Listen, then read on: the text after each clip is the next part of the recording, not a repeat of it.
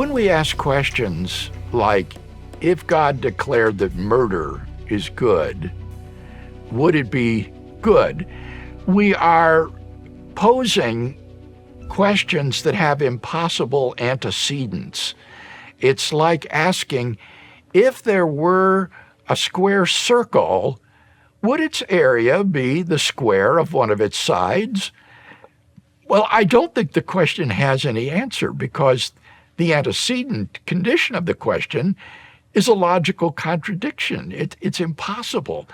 And so there is no non-trivial answer to the question, whether in the case of the square circle or in the case of God's declaring that something contrary to his nature is good.